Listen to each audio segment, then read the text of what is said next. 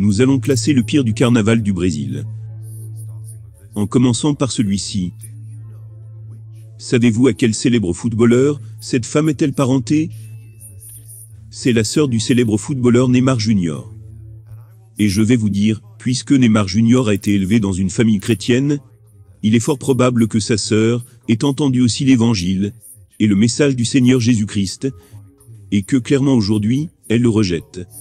Mais il y a encore de l'espoir, parce que ma Bible me parle des enfants prodigues, des hommes et de femmes qui se sont éloignés de Dieu. Mais ma Bible me dit aussi qu'il y a un bon berger qui laissera les 99 brebis pour aller à la recherche de cette brebis perdue et la ramener saine et sauve dans la bergerie. Prions donc pour la sœur de Neymar, pour qu'elle soit gracieusement ramenée au doux Sauveur. Cependant, la sculpture suivante montre un comportement encore plus honteux. Regardez cette parodie du Jardin d'Éden.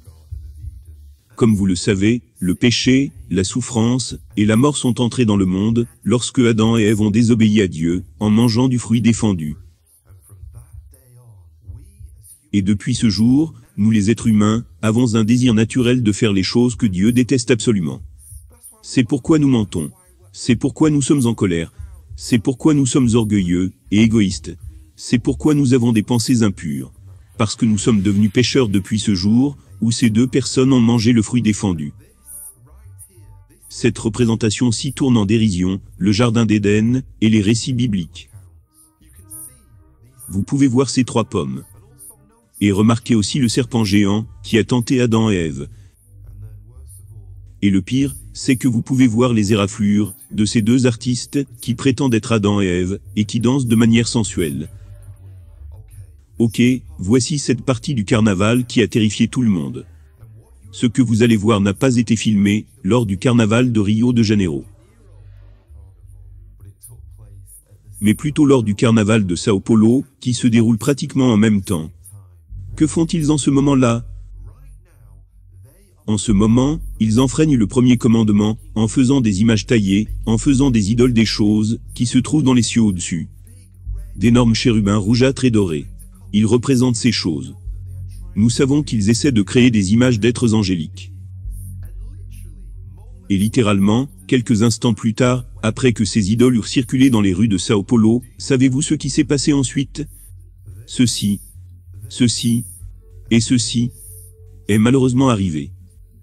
Il y a beaucoup de spéculations sur les réseaux sociaux, à la question de savoir s'il s'agissait du jugement de Dieu. Je voudrais juste dire, très gentiment, que nous devons tous être prudents. Parce que nous ne savons pas si c'était le cas. Et nous ne savons pas si ça ne l'était pas. Car aucun d'entre nous ne connaît la pensée de Dieu. Et prions pour le peuple brésilien, qui tente actuellement de reprendre leur vie en main, après une catastrophe aussi terrible. Maintenant, si vous pensez que les sculptures d'anges que nous venons de voir étaient effrayantes. Regardez cette scène, le cimetière. Même les non-croyants peuvent voir que c'est diabolique. Ils prétendent littéralement ressusciter des corps d'entre les morts. Mais saviez-vous qu'il y aura vraiment une résurrection de tous les corps qui aient jamais vécu? Tous les corps dans tous les cimetières ressusciteront un jour, lorsque le Seigneur Jésus-Christ reviendra. Les justes ressusciteront avec le Christ pour la vie éternelle. Mais les méchants ressusciteront aussi. Mais ils ressusciteront pour être ensuite jetés dans un tourment éternel. La séparation d'avec le Dieu saint aimant. Le carnaval est souvent appelé la plus grande fête du monde. Et j'ai lu un article de journal dont le titre était le suivant. Le carnaval de Rio, 2023. Une vibrante célébration de la vie.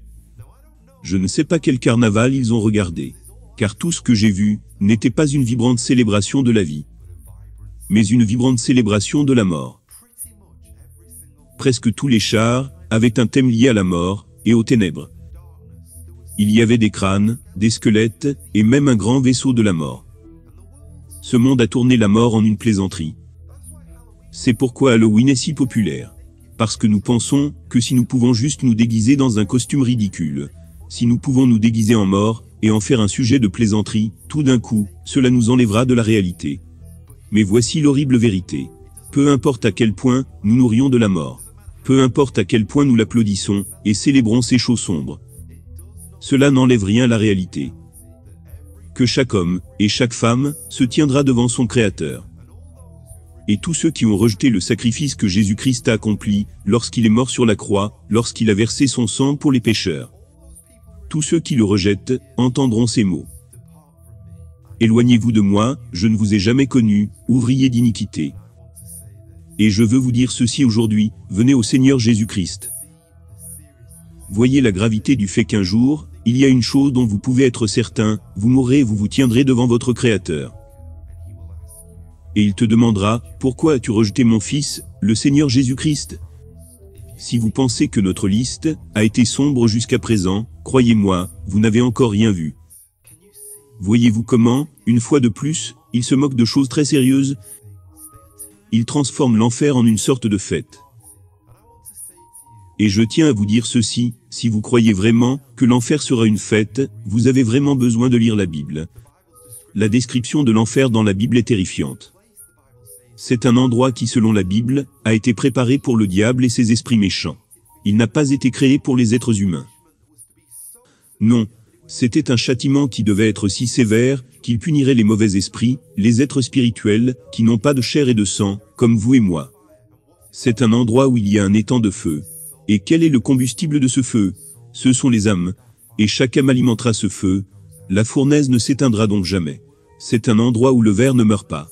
C'est un lieu de ténèbres lugubres, un lieu où il n'y a pas de repos, pas de sommeil, pas de paix. Et tout au long du temps, les âmes de l'enfer crieront, « Pourquoi? Mais pourquoi ne me suis-je pas tourné vers le Christ? Pourquoi n'ai-je pas mis ma foi en lui? Le seul qui puisse arracher mon âme de ce lieu terrible. Mais maintenant il est trop tard. Les portes de l'enfer sont fermées à jamais. Et je tiens à vous dire tout de suite que c'est une fête à laquelle vous feriez mieux d'espérer ne jamais être invité. Mais la vérité, c'est que tout le monde était invité en enfer. Et le seul moyen de sortir de l'enfer est de mettre sa foi dans le Seigneur Jésus-Christ. Voici maintenant la scène qui a mis les chrétiens du monde entier très en colère. Lorsque je regarde ce char, je ne sais vraiment pas quoi dire. Les mots me manquent. Il y a des femmes qui dansent littéralement avec le diable, tandis que le char est en marche, elles dansent comme s'il s'agissait d'une sorte de fête. Et ce qui me trouble, c'est que la Bible dit que nous devons adorer le Seigneur en esprit et en vérité. Nous ne devons pas adorer des statues. Cela n'est pas bien non plus. Je ne comprends pas comment cette ville de Rio de Janeiro peut créer une statue géante du Christ le Rédempteur, et bien que je ne sois pas d'accord avec le fait d'adorer ou de se prosterner devant elle, c'est mal. Mais comment cette même ville peut-elle créer une statue géante de Satan? Cela me laisse perplexe. Il y a 50 ans, une telle chose ne serait jamais arrivée. Cela prouve simplement que nous avons oublié la solennité de Dieu, qu'il n'y a aucun point du Seigneur en nous, que nous n'avons pas la crainte de Dieu, que nous avons des imaginations diaboliques qui nous permettent de faire des choses aussi ténébreuses et de montrer le point au Créateur qui nous donne le souffle tous les jours. Et que font ces gens? Ils prouvent simplement que la Bible est vraie. Si vous ne croyez pas, vous devez ouvrir les yeux et voir ce que la Bible dit vraiment. Que les hommes préféreront les ténèbres à la lumière. Que les hommes aimeront le Dieu de ce monde, Satan. Et qu'ils auront de la haine pour le Dieu de l'univers, le Seigneur Jésus-Christ. Et nous pouvons voir cela se dérouler sous nos yeux. Maintenant, les images que je vais vous montrer sont de loin les plus blasphématoires de tout ce que nous avons déjà vu dans cette vidéo. Alors si vous voulez vous éloigner, faites-le maintenant. Et sachez que je ne montrerai qu'un tout petit extrait, parce que je ne veux pas exposer vos précieux esprits à davantage de blasphèmes qui ne sont pas nécessaires. Il y a eu des informations incorrectes à propos de ce spectacle. Les gens croient que ce spectacle a eu lieu en 2023, à cause de nombreuses vidéos sur YouTube et TikTok. Mais ce qu'ils ne savent pas, c'est qu'en fait, ce spectacle a eu lieu en 2019. Il y a 4 ans, lors de l'un des carnavals de Rio de Janeiro.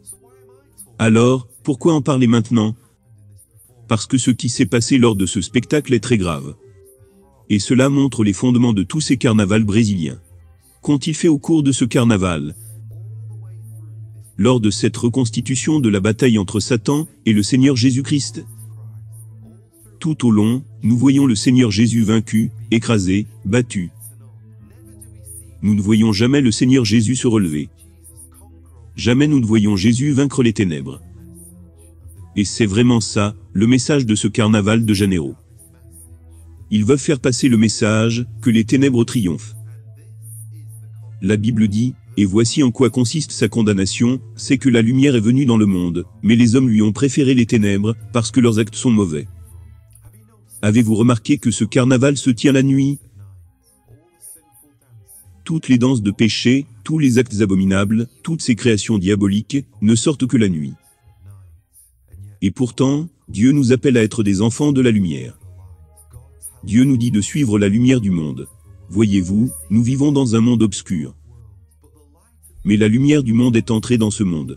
Il y a 2000 ans, la lumière est entrée dans ce monde, et nous a montré à quel point elle est brillante, à quel point elle est belle. Cette lumière est venue, et a montré aux hommes et aux femmes, qui est l'espoir, en qui nous pouvons mettre notre confiance. Mais quand le monde a vu à quel point elle est brillante, parce que les hommes aiment les ténèbres plutôt que la lumière, ils ont essayé de l'éteindre, et ils ont mis la lumière du monde sur une croix. Et là, sur la croix, la Bible dit qu'entre la 6e et la 9e heure, des ténèbres ont couvert la terre. Le monde entier s'est obscurci, quand Jésus a été mis sur la croix. Et entre ces 3 heures, tous les péchés du monde, mes ténèbres, ta honte, toutes les méchancetés que toi et moi avons commises, toutes ces ténèbres ont été comprimées dans ces 3 heures, et elles ont été mises sur le Seigneur Jésus-Christ. Et là il était dans le tourment, tandis que Dieu punissait le Christ pour nos ténèbres, pour nos péchés, afin que nous puissions être pardonnés. Ensuite, ils ont pris le corps du Christ après sa mort, et l'ont mis dans un sombre tombeau, pour que le Christ repose dans les ténèbres. Mais le 3e jour, la lumière du jour est entrée là aussi. Lorsque la pierre tombale a été roulée, et que le Christ Jésus a vaincu les ténèbres. Qu'il est ressuscité des morts, et qu'il a prouvé à tout le monde, qu'il est vraiment celui qui donne de l'espoir, à tous ceux d'entre nous, qui vivent dans ce monde de ténèbres. Il est celui qui offre le pardon, et la lumière dans nos vies. Puis-je vous poser une question? Avez-vous reçu ce pardon? Êtes-vous pardonné? Êtes-vous venu au Seigneur Jésus-Christ? Et suivez-vous, celui qui donne la lumière à tous les hommes qui viennent à lui? Et qui offre le pardon, et l'espoir au-delà de la tombe? Ou resterez-vous dans l'ombre de votre péché, aujourd'hui? Ok, nous en sommes aux derniers extraits. Et si vous avez étudié l'Apocalypse avec moi, si vous êtes l'un de mes abonnés, vous verrez exactement pourquoi j'ai gardé ces extraits pour la fin. Il se peut que je me trompe complètement. Mais est-ce que quelqu'un d'autre voit ce que je vois? Quand je regarde cette femme, debout sur ce tigre blanc, et aussi regarder attentivement ses chevaux, et ses cavaliers. C'est peut-être une coïncidence. Mais je trouve intéressant qu'il n'y ait pas 1, pas 2, pas 3, mais 4 cavaliers devant nous en ce moment. Mais ce que je trouve vraiment curieux, c'est la quantité de taureaux qui ont été présentés tout au long du carnaval. Encore une fois, il se peut que je sois en train de tout analyser de façon excessive. Je me trompe peut-être. Mais on commence à se méfier, quand on voit une fois de plus, une femme assise sur un taureau, surtout qu'il y a à peine 6 mois, on voyait exactement la même femme assise sur un taureau. Dans cette vidéo, nous avons vu exactement les mêmes images.